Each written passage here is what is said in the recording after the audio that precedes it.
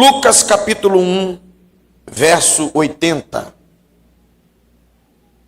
O menino, aí ó, o menino crescia e se robustecia em espírito. Isso quer dizer muita coisa, hein, rapaz?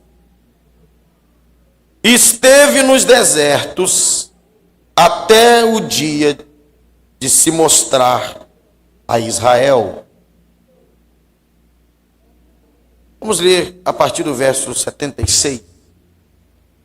E tu, ó menino, serás chamado profeta do Altíssimo, porque hás de ir ante a face do Senhor e preparar os seus caminhos, para dar ao seu povo o conhecimento da salvação na remissão dos seus pecados, pelas entranhas da misericórdia do nosso Deus, com o que o Oriente do Alto nos visitou, para alumiar os que estão assentados em trevas e sombra de morte, a fim de dirigir os nossos pés pelo caminho da paz.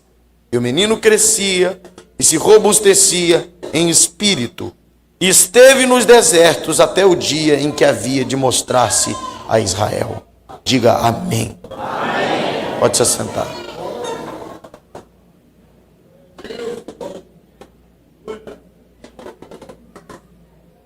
Queridos, eu prego por compreensão e não por agitação. Por isso eu vou precisar da sua atenção.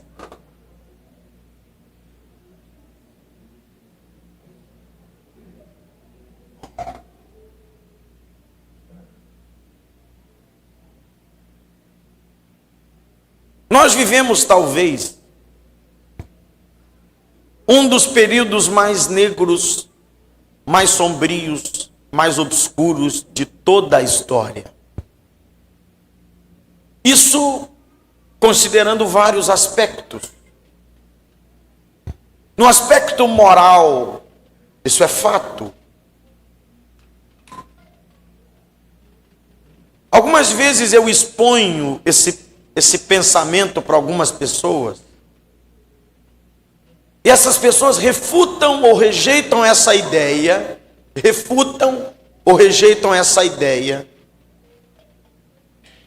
argumentando que a imoralidade e o pecado sempre existiram.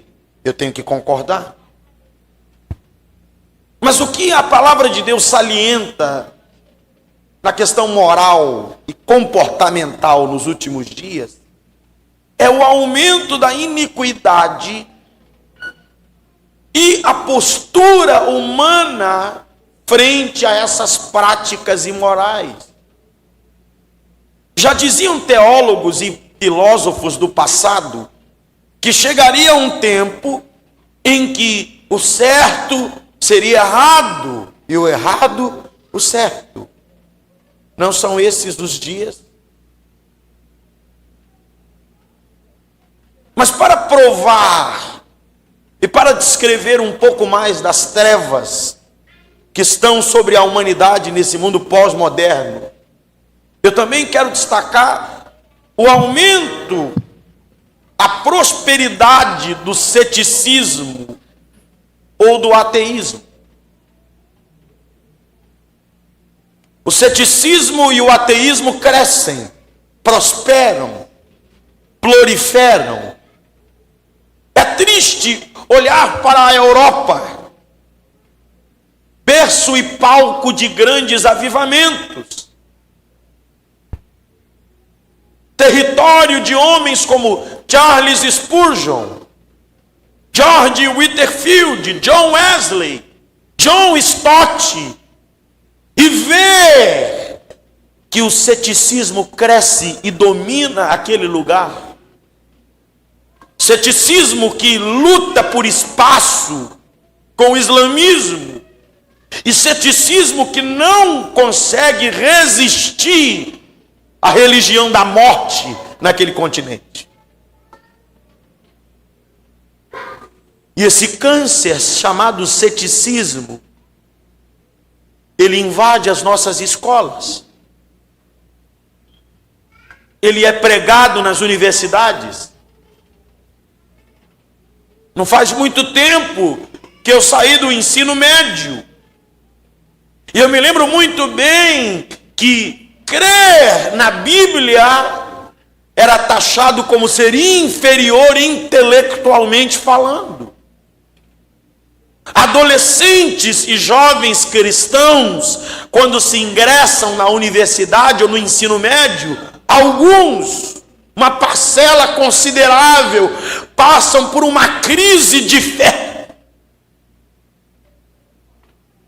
Quantas lamúrias de mães eu não ouvi se queixando de filhos adolescentes que chegam no ensino médio ou nas universidades e tem essa crise de fé porque há uma militância com relação a isso. Fazem chacota da Bíblia. Insinuam que crer na Bíblia é ter um intelecto inferior. Eles zombam do criacionismo, colocando a ideia de um Deus pessoal, criando todas as coisas, é loucura. E sabe qual é a proposta que eles nos dão? Uma proposta mágica. Segundo eles, explodiu, bum!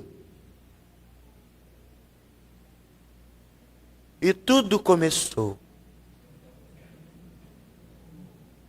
Sabe qual é a explicação que eles dão para a vida? Houve uma reação química. Eu fico imaginando o caldeirão do Merlin. Uma coisa assim. Não sabe quem é Merlin? Deixa para lá. Melhor assim.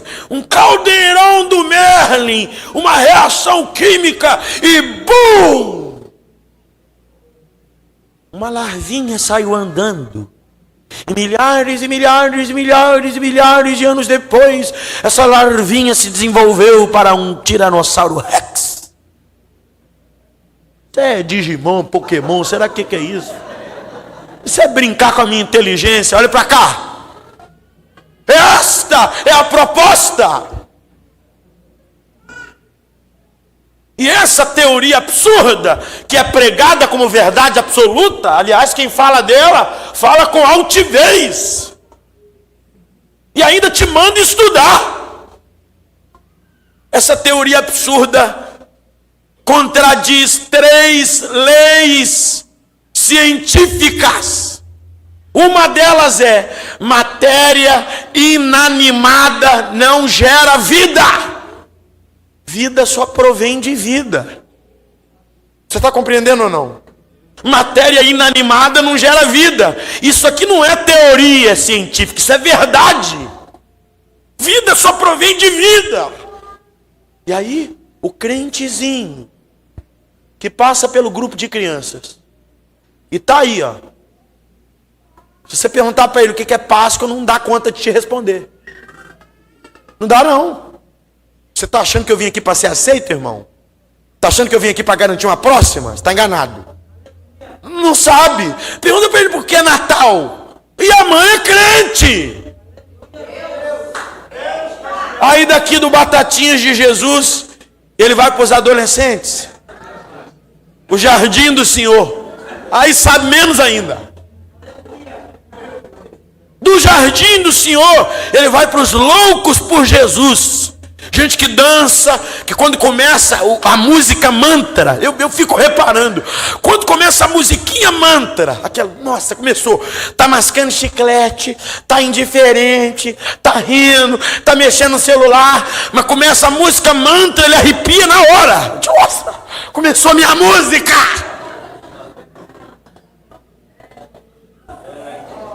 Tá achando que Deus é bobo, menina? Parte, olhe para cá, parte dessa crise de fé que essa geração enfrenta quando vai para o ensino médio ou para a universidade, tem correlação com a sua falta de interesse pela palavra. Querido irmão, a palavra de Deus não é contra o conhecimento. Você sabia que universidades, as primeiras, sua fundação, sua idealização veio de gente que acreditava na Bíblia e por causa dela essas instituições apareceram. Mentes brilhantes acreditavam na palavra e a estudavam. Pedro, em uma de suas cartas, nos orienta a saber da razão de nossa fé. A nossa fé não é louca, a nossa fé não é insana, ela é racional e baseada.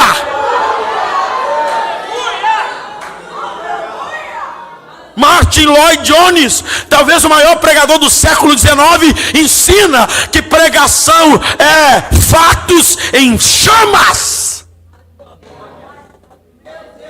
São fatos.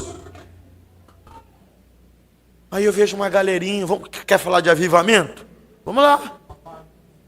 Uma galerinha que quer avivamento, mas não quer ler Bíblia. Como assim? Você está achando que avivamento é pular e cair no chão quando eu gritar receba? Isso não é avivamento. Avivamento não é pular, qualquer desavisado lá fora consegue pular. Avivamento é sede pelo céu, é fome pela palavra.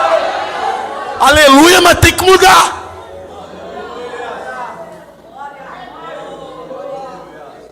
Uma garotada que não lê, eu não gosto de ler. Então você tem que gostar de trabalhar. Está com um lombo bom? Para trabalhar muito? Eu não gosto. Do que você gosta então? Do que essa geração gosta? Quantos livros você já leu esse ano? Quantas vezes você já leu a Bíblia? Eu acho absurdo. Você encontra com o menino, quanto tempo você tem de crente? Tem uns que falam assim, eu nasci na igreja. Aí você pergunta assim, quantas vezes você leu esse livro todo? Nenhuma. Ele nunca leu a Bíblia inteira.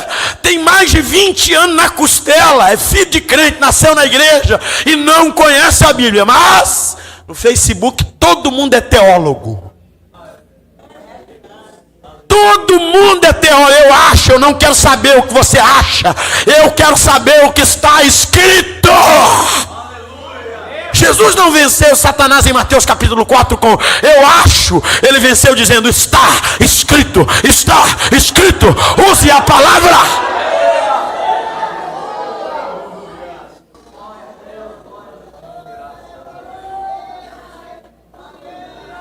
Parte disso é responsabilidade nossa, que não analisamos, que não estudamos, que não buscamos razão de nossa fé. Eu gosto da apologética. A apologética talvez seja a minha matéria preferida na teologia. A apologética é a defesa da fé. Uma matéria fantástica. Eu digo com sinceridade, 80% das perguntas céticas, de cunho cético, já foram bem respondidas pela apologética. Está lá as respostas. E a apologética, que trata da defesa da fé, tem algumas frentes de defesa. Vamos lá. Primeiro, a autoridade da Bíblia. Existem outras. Design inteligente é uma outra frente de defesa. Mas eu queria destacar essa noite uma frente de defesa da apologética em especial, conhecida como profecias messiânicas. Dobre atenção. O que são profecias messiânicas? São aquelas que tratam da vinda de um Salvador. Observe. A Bíblia não é um livro de histórias desconexas. Algumas pessoas não compreendem a unidade temática da Bíblia e acham que ela fala de um monte de coisa. Não, a Bíblia possui um tema central. Tem gente que não compreende a unidade temática da Bíblia de tal forma e de tal modo que ele acha que no Velho Testamento Deus é um ser zangado, e aí no Novo Testamento ele se reveste de doçura, como se fosse uma dualidade na personalidade. Não tem nada disso, é o mesmo Deus, fazendo a mesma obra, resgatando a humanidade do pecado e do seu estado caído. É o mesmo Deus. Agora observe,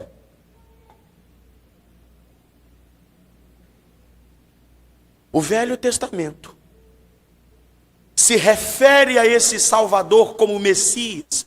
O nome de Jesus está guardado para o futuro, quando ele será revelado.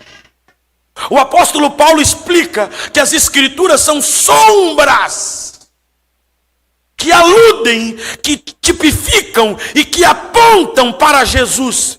Ele está oculto, a sua identidade não é revelada, ele só é apontado e referido no Velho Testamento. Não existe o nome Jesus na Antiga Escritura, esse nome é revelado após o seu nascimento. Então no Velho Testamento esse Salvador, que é Jesus, é referido como Messias. Profecias messiânicas são aquelas que tratam sobre a sua vinda. O maior profeta messiânico, ou seja, aquele que mais fala sobre a volta de Jesus, é Isaías. Isso é fantástico. A Bíblia demorou cerca de 1.600 anos para ser escrita. 40 autores diferentes. De vez em quando eu vejo um bobalhão dizendo assim: como é que tu acredita nesse livro, rapaz? Isso foi escrito por homens. É lógico, você queria o quê? Escrito por animais? Me ajuda, povo. Mas veja, 40 homens, 1.600 anos. Ah, como eu gostaria de ter toda a sua atenção. 40 homens, 1.600 anos. Só o Velho Testamento demorou 1000 anos para ser escrito. Gente de classe social diferente. E sabe o que Deus fez no Velho Testamento? Ele colocou mensagens, detalhes sobre a vinda desse Salvador e sobre a sua vida. Existem mais de 300 alusões a Jesus Cristo no Velho Testamento. 300. Existem mais de 60 profecias que se cumprem cabalmente na vida de um homem. Você está entendendo o que eu estou falando aqui? Durante 1000 anos, Deus deu detalhes sobre quem, como e quando seria o Salvador. Ele dá detalhes num período de 1000 anos. Você não entende como isso é glorioso? Quando eu descobri as profecias messiânicas, eu fiquei maravilhado. Presta atenção, a Septuaginta, a primeira versão da Escritura para o grego, é datada de 150 a 200 anos de Cristo, antes de Cristo. 150 a 200. O que isso significa? Que entre a última profecia messiânica e o seu cumprimento, e o início de seu cumprimento na vida de Jesus e no nascimento de Jesus, tem pelo menos 150 anos de distância entre a última profecia e o seu cumprimento. 150 anos. Isso não foi orquestrado, planejado por homens. É Deus falando. De vez em quando, eu vou contar o que acontecia no Velho Testamento. De vez em quando Deus enchia o coração de um homem. Esse homem se levantava e gritava um detalhe da vinda do Salvador. Esse alguém gritava: ele nascerá em Belém. Aleluia. 100 anos depois, o Espírito de Deus inspirava outra pessoa, e esse alguém gritava: ele será traído por seus amigos. Detalhe: 60. Xalamaia. Daqui a pouco alguém aparecia: ele vai morrer, mas o seu corpo não virá corrupção, ressurreição. 60. Como é que o teu professor ateu explica isso aqui? Sabe qual é o argumento que eles usam? Presta atenção. Eles dizem assim: não, nesse tempão todo a Bíblia foi adulterada. Como adulterada? Você sabe o que apologetas fazem? Usam a arqueologia. Encontraram um rolo do livro de Isaías. Eu estou explicando para a senhora entender. Encontraram um rolo do livro de Isaías, de cerca de 100 anos antes de Cristo.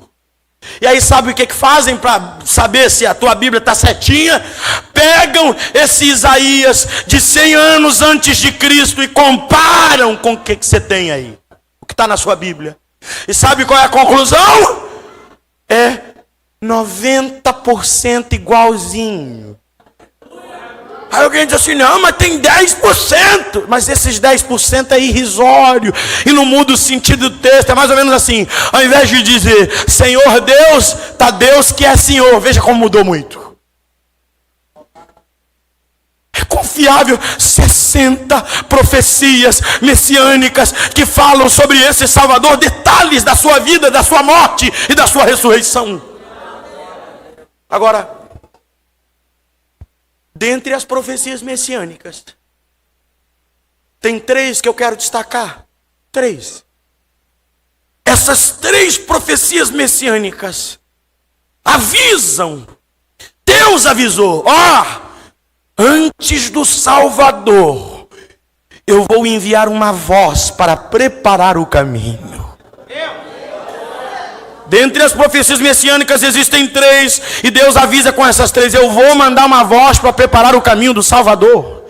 Elas estão em Isaías e Malaquias. O último livro do Antigo Testamento é Malaquias. Uma das profecias que falam sobre a voz que vai preparar o caminho está em Isaías, e 2 em Malaquias, o último livro da Escritura. Você sabe como é que Malaquias encerra? Você está comigo ainda ou não? Você sabe como é que Malaquias e consequentemente o Velho Testamento se encerram? Se encerram assim: eis que eu vos envio o profeta Elias, antes que venha o grande e terrível dia do Senhor, e converterá o coração dos pais aos filhos e o coração dos filhos a seus pais, para que eu não venha e fira a terra com maldição. O Velho Testamento vai encerrar com Deus dizendo assim: eu confirmo, antes do filho eu enviarei a voz. É a última coisa que ele vai dizer. A página em branco entre Malaquias e Mateus representa um período de 400 anos de silêncio. Essa página em branco entre um testamento e outro é um período de silêncio de 400 anos. Depois disso, Deus não falou mais em sonho, em palavra profética. Ninguém mais teve visão. O céu se calou. A última coisa que Deus falou foi: eu confirmo, eu vou enviar uma voz para preparar o caminho. 400 anos de silêncio se passam. E 400 anos de silêncio serão interrompidos 400 anos depois dentro do santuário. Mais exatamente próximo ao altar de incenso, o silêncio profético foi quebrado, porque um anjo aparece a um homem chamado Zacarias, que era sacerdote. A Escritura apresenta Zacarias como já avançado em idade. Ele era sacerdote casado com uma mulher chamada Isabel. Eles eram piedosos, pastor, mas a Escritura diz que eles não tinham filhos. E o texto diz assim: e coube-lhe, por favor, e coube-lhe por sorte oferecer incenso ou queimar incenso no altar. Coube-lhe por sorte no turno de Abias. Eu quero explicar isso aqui. O número de sacerdotes era tão elevado, mas tão elevado, que Davi, séculos antes, havia organizado o serviço sacerdotal em turnos. Queimar incenso era privilégio para poucos. É provável que sacerdotes nunca tinham tido aquele privilégio de queimar incenso no santuário. Havia um sorteio e Zacarias foi contemplado para queimar incenso no altar. Na verdade, era Deus marcando o encontro com Zacarias no santuário. Não é sorte, é eleição divina, é a soberania de Deus entrando em ação. Talvez você ache que veio aqui convidado por alguém. Não, foi Deus que te trouxe. Marcou o encontro contigo. Enquanto Zacarias queimava incenso, ele já estava velho. Enquanto ele queimava incenso, um anjo aparece na ponta do altar. E o anjo diz assim: Zacarias, Olha o silêncio profético. 400 anos de silêncio são interrompidos agora. Zacarias, suas orações foram ouvidas. Tua mulher Isabel será mãe. O que é isso? Olha para cá. Se você ler o texto de forma sistemática, vai ficar claro que Zacarias não orava mais para ter filhos. Eles já estavam velhos. Por muito tempo, Zacarias e Isabel oravam para que o ventre de sua mulher fosse visitado pelo milagre do céu. Mas os anos foram passando. Aleluia. O ciclo de Isabel acabou. E no lugar do desejo veio a conformidade. Eles não oravam mais. Quando Gabriel diz, suas orações foram ouvidas, eu entendo que oração não tem data de validade. Tem gente que está aqui hoje, ainda não desceu à sepultura, não foi para o inferno, é porque alguém chorou pela tua alma, e a graça de Deus te alcançou. Talvez aquela senhora já foi até embora, está na glória, mas a oração dela está fazendo efeito ainda hoje na tua vida. Suas orações foram respondidas. Isabel, tua mulher vai ser mamãe. Aí Zacarias, velho, tadinho, não entendeu nada. E disse assim, mas como será isso? Eu sou velho, minha mulher avançada em idade. Gabriel fica meio irritado e diz assim, eu vou me apresentar para você. Então Gabriel diz assim, eu sou Gabriel, eu assisto na sala do trono de Deus. Gabriel está dizendo, você não entendeu, rapaz. Quem está falando com você não é presidente, não é governador. Eu venho da sala do trono do universo. E a ordem veio de lá.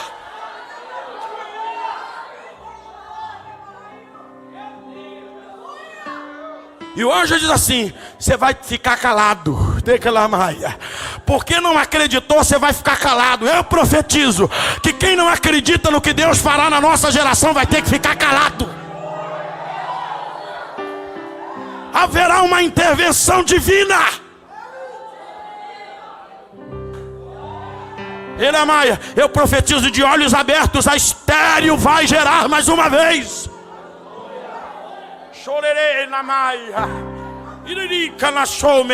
No meio dessa podridão, dessa adversidade, Deus vai levantar um povo forte.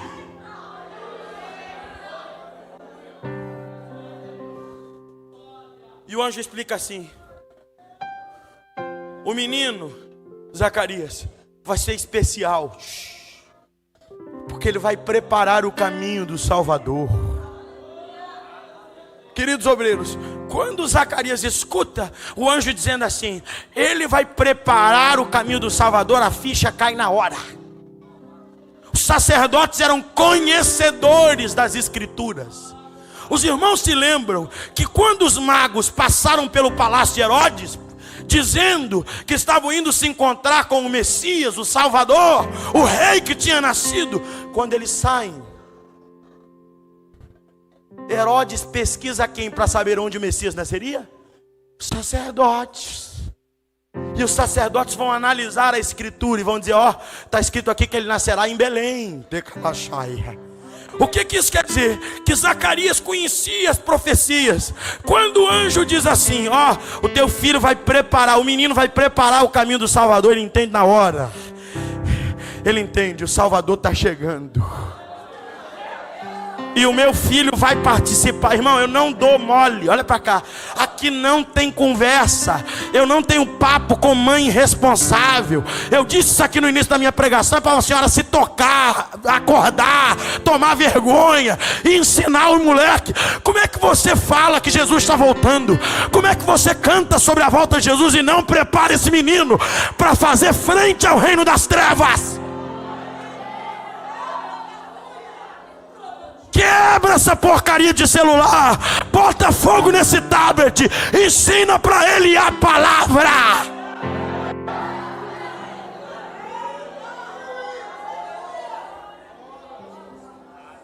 Oh, shiriri mama kalamama shei, alamara kalabacheia,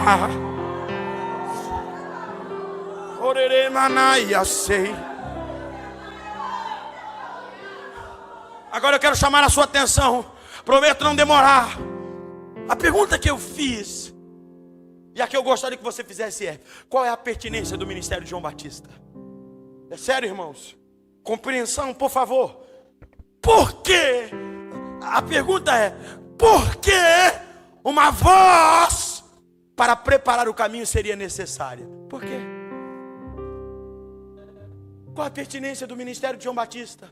O contexto explica. Esse período de silêncio de 400 anos, essa página em branco representada, tem um nome na teologia. A teologia chama esse período de período interbíblico. 400 anos de silêncio. Período interbíblico. Nesse tempo, a Palestina foi subjugada por impérios diferentes. Os persas dominaram o território. Os persas davam liberdade religiosa aos judeus. Os persas foram vencidos pelos gregos, na pessoa de Alexandre o Grande. Os gregos, na pessoa de Alexandre, também davam liberdade religiosa aos judeus. Mas Alexandre, como discípulo de Aristóteles, um filósofo grego, promovia a cultura e a filosofia grega no território durante esse período. Depois de Alexandre, vários outros governantes gregos passaram pelo território, até que chegamos a Antíoco Epifânio. Antíoco Epifânio provocou aquilo que é chamado de estupro religioso.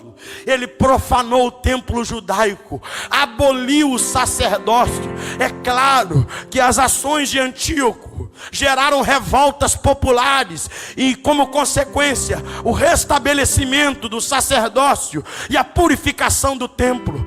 Antíoco Epifânio é vencido. Roma assume o poder, o território na Palestina, na pessoa de Pompeu. Os romanos também davam liberdade religiosa aos judeus, mas influenciavam diretamente a vida social e religiosa na Palestina. Até sacerdotes e sumos sacerdotes eram escolhidos não pela linhagem sacerdotal, mas a mando do imperador, a mando do governante. Você consegue imaginar a devassidão moral, a podridão moral provocada pela filosofia grega e romana na Palestina?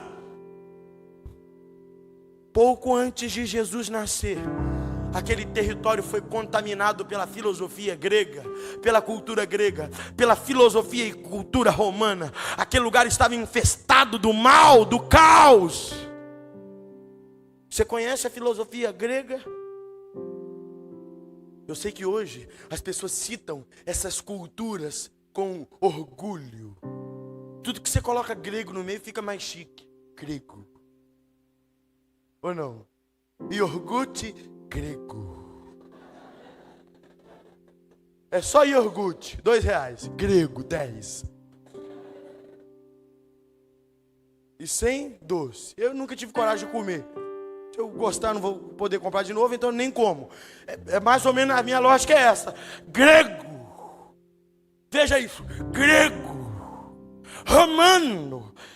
No ano passado e no ano retrasado, um surto de artes esquisitas passou pelo Brasil. Arte de gente pelada, arte de criancinha tocando em homem nu. E sabe qual foi o argumento que a Corja usou? E não tem outro nome para dar para isso? Usaram o argumento de que os gregos e os romanos já observavam esse tipo de arte. Você está louco?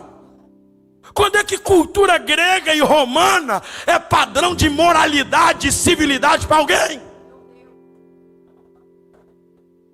Tu leu, rapaz? Você sabe o que Aristóteles, o mestre de Alexandre, o famoso Aristóteles, você sabe o que ele ensinava sobre a mulher? Quer saber? Ou não?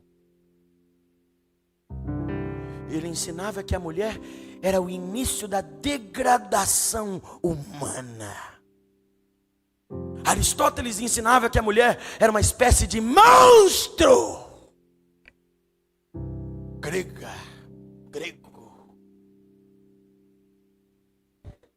Você sabe o que as leis de Roma ensinavam?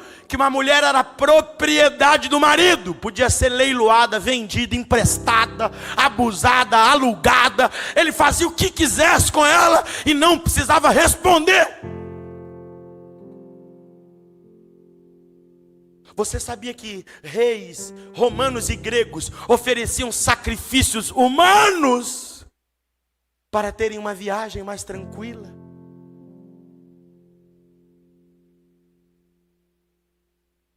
Você sabia que filósofos gregos e romanos ensinavam que crianças, Aristóteles e Platão, o Platão que é exaltado por aí, o Platão ensinava que crianças fracas e doentes precisavam ser exterminadas. Olha que divertido.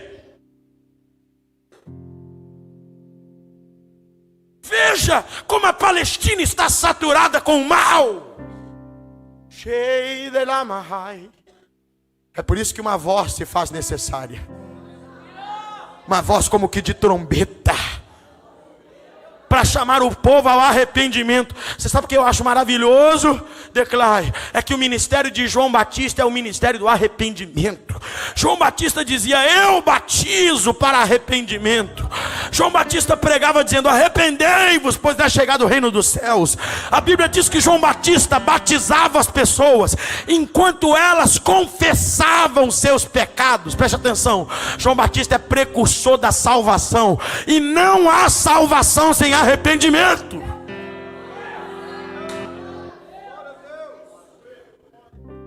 Por que a igreja incha? Por que a igreja incha, mas não cresce de verdade? Por que constantemente a gente vê em redes sociais, em igrejas, até eu prego, e às vezes vem 50 pessoas na frente, mas por que a igreja não cresce? O que está acontecendo? Por que tem gente que aceita Jesus umas 10 vezes numa vida só? Por quê? Porque estão ouvindo facilidades, praticidades. Você sabe qual é o lema do evangelismo da igreja moderna? É: fale coisas agradáveis, fale coisas boas, atrai as pessoas. Aí tem batidão gospel, balada gospel, coloca uma luzinha e é para ganhar o povo. Isso não ganha ninguém, isso não ganha nada. Isso faz as pessoas frequentarem a tua igreja, mas não leva elas para o céu. Eu não acredito em conversões baratas. Se tinha gente que convertia, era a turma que ouvia João Batista pregar. Porque João Batista não pregava com rodeios de la Maia. Ele não queria colocar na rede social 30 salvos hoje. Não! Ele tinha um compromisso com a verdade. Ele pregava dizendo: raça de víboras, arrependei-vos. Olhe para cá. O pecador não é salvo ouvindo poesias. O pecador é salvo quando compreende o seu estado caído e a graça de Cristo para salvá-lo.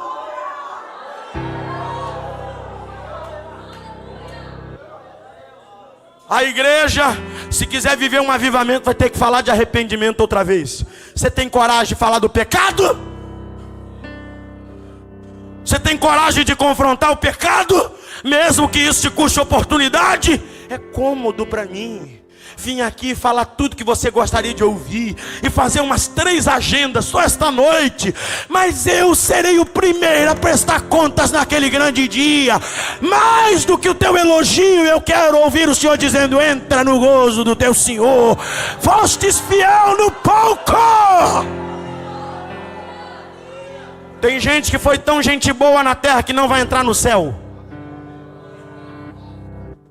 A coisa mais patética é um pregador, é um crente querer ser gente boa, querer ser aceito. Eu sei que pseudos artistas como Priscila Alcântara ensinam que você tem que ser aceito, que o mundo tem que te aplaudir. Onde é que está isso na escritura? Jesus Cristo disse assim: bem-aventurados sois vós quando fordes perseguidos por causa do meu nome. Se ele foi perseguido, eu não serei.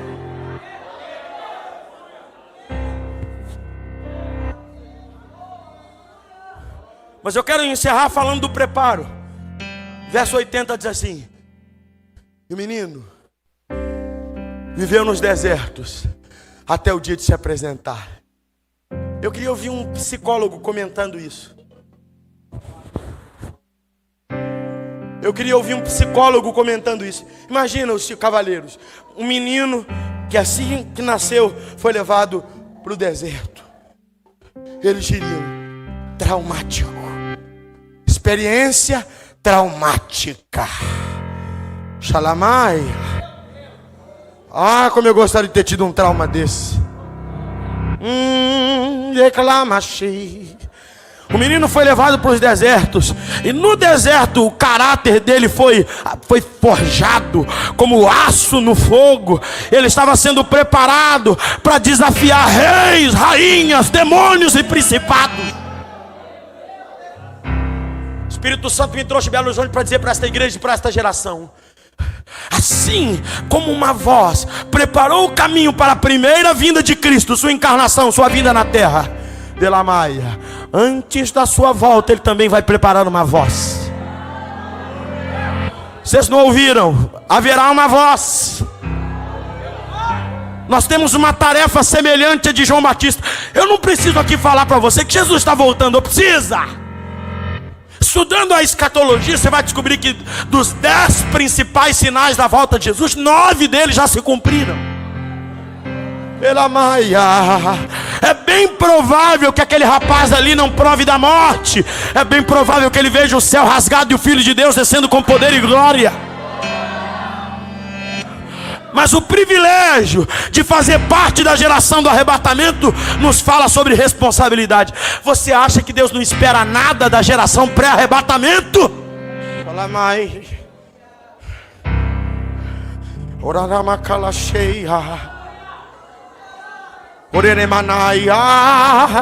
Se você olhar para o índice de suicídios no nosso país, você vai ficar convencido de que uma voz é necessária. Se você olhar para garotos de 13, 14 anos que ficam reclusos nos seus quartos, vivendo uma vida vegetativa, se cortam, se lancetam, meninas belas, mas que não têm valor próprio, declamaia. Se você olhar para eles, você vai ver a necessidade de uma voz. Se você olhar para as meninas que se vestem como pedaço de carne e se deixam ser abusadas e se gabam disso, você vai ver que há uma necessidade de uma voz. Se você olhar para os rapazes e vê-los drogados, bêbados, você chegará à conclusão: há uma necessidade de uma voz. E eu lhe digo, Deus vai levantar esta voz. E de onde esta voz virá? Ela não virá dos palácios, ela virá dos desertos.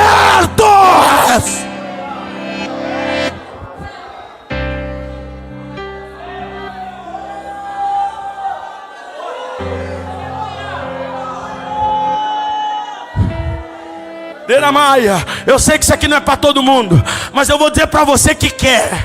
Você que chegou à conclusão que a trombeta já vai tocar e você sabe que falta alguma coisa. Tem menino aqui, tem menina aqui que tem paixão por Deus, e você sabe que falta alguma coisa. Eu lhe digo que falta glória, falta poder, e isto não virá, declachaia, sem um preço. A unção custa algo. Shalamai. Vá para os desertos, diz o Senhor. Vá para o deserto. Vá para os desertos. Xelemaia. Orecalacheia. Não deixa a internet te dominar. Não deixa as redes sociais te dominar. Como uma geração que não dá conta de controlar um aparelho que cabe na palma da sua mão pode querer abalar as estruturas do inferno? Vá se consagrar.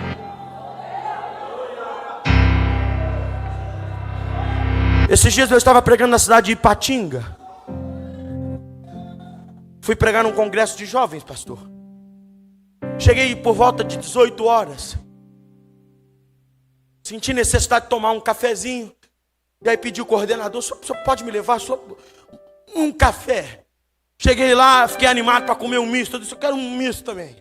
E estou esperando. Daqui a pouco entra uma turba de jovens crentes do congresso de uma outra igreja. Encheu, gente com faixa na cabeça, Jesus Cristo, camisa, louco por Jesus e tal, doidão de Jesus. Entrou, falei: epa, hoje o café vai ser glorioso. E aí, enquanto eu estou comendo meu misto, tomando meu café, eu começo a ouvir o papo deles. Você Sabe qual era o papo deles? Assim, mas eles conversavam com uma alegria, com uma satisfação, com uma vontade. O papo deles era sobre um filme que chama Invocação do Mal. É o que essa geração assiste. Invocação do Mal. De tanto ouvir falar de algumas séries, de ouvir a juventude falar de algumas séries, eu fui pesquisar. Uma delas eu pesquisei Gotham, coloquei lá Gotham.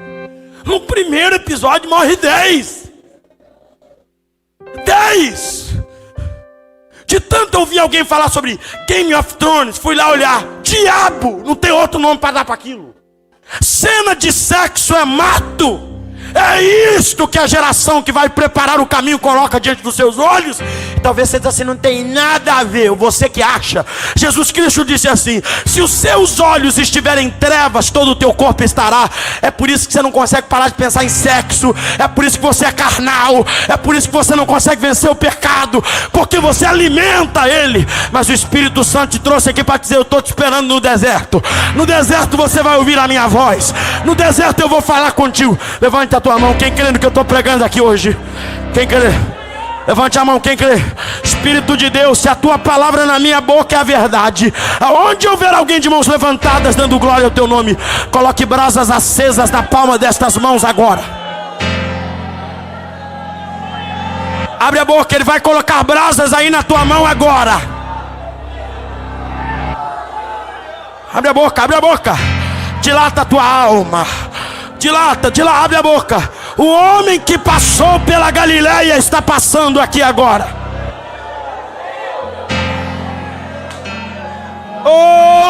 Oriera maie, de la maramaie. Chorerei mamacalamaia. Eu estou ouvindo barulho de muralhas sendo jogadas no chão agora. Eu estou ouvindo muralha de algemas sendo quebradas agora. Quebra, Senhor. Quebra a muralha. Quebra a algema. Quebra. Xalamaia. Você crê que tem fogo aí na tua mão?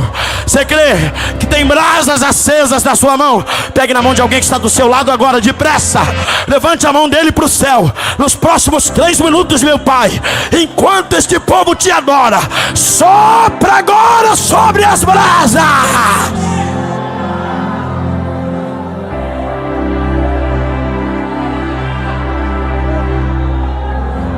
Sopra!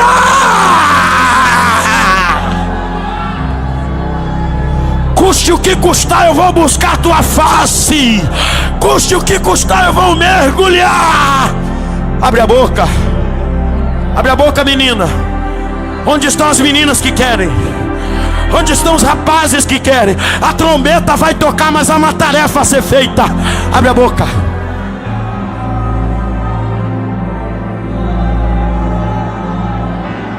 Abre a boca. Tem fogo aí na tua mão. Abre a boca. Assopra Jesus. Assopra Jesus. Ora marama.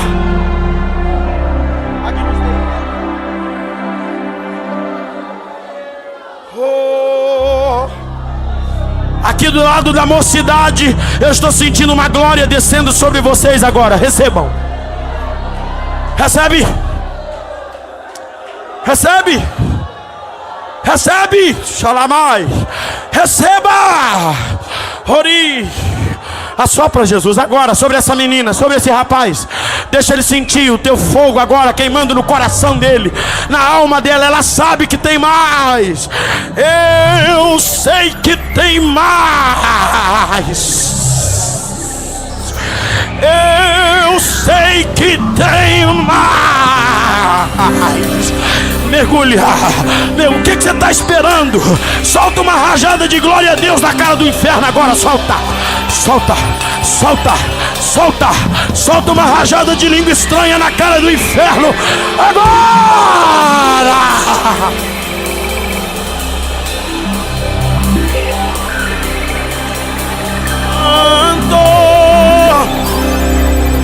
É o Senhor poderoso, digno de louvor, digno de louvor. Tu és santo.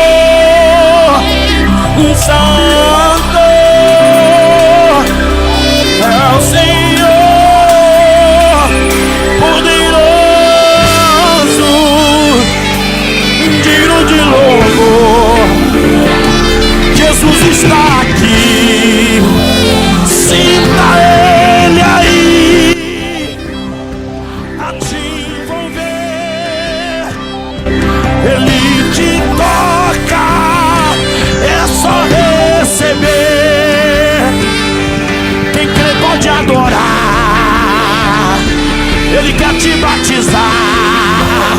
Receba aí. Ei. Orianderei, Oriovas, Oriandalai, Chigno.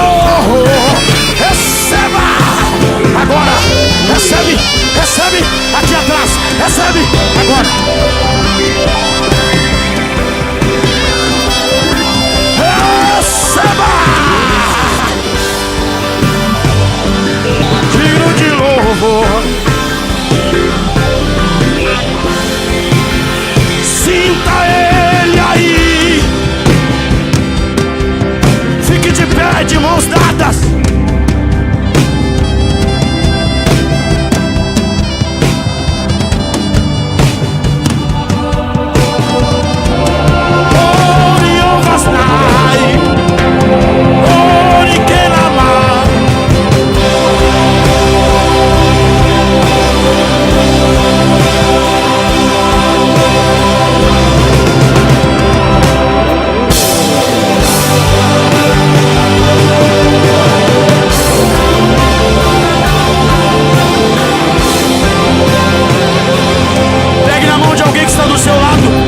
Com licença, pastor.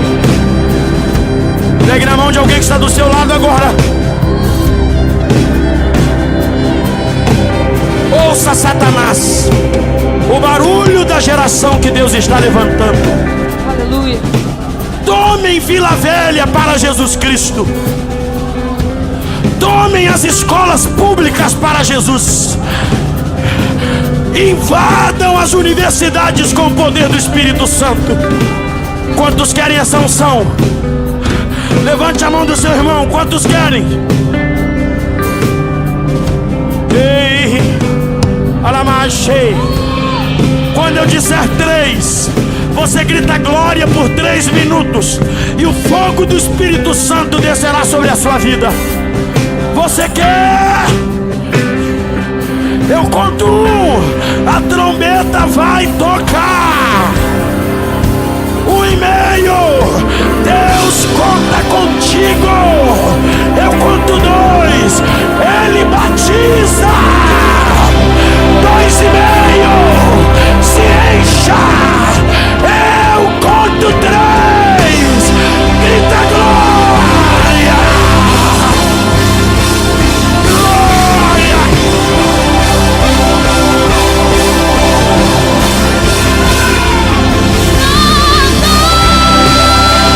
Eu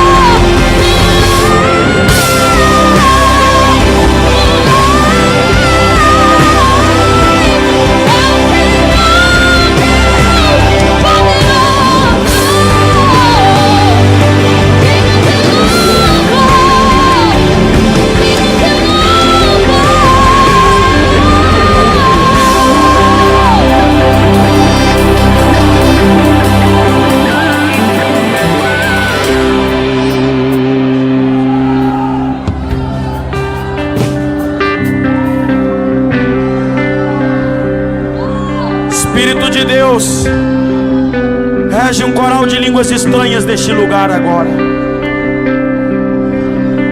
Onde está você que é batizado com o Espírito Santo?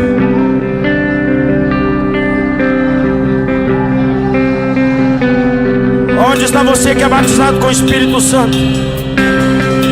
Ei, Lamassi. Fala em línguas estranhas junto com esse teu amigo aí agora, fala. Pecado não é dar glória a Deus. Pecado não é pular. Pecado é ver novela. Pecado é contar mentira. Dar glória a Deus pode.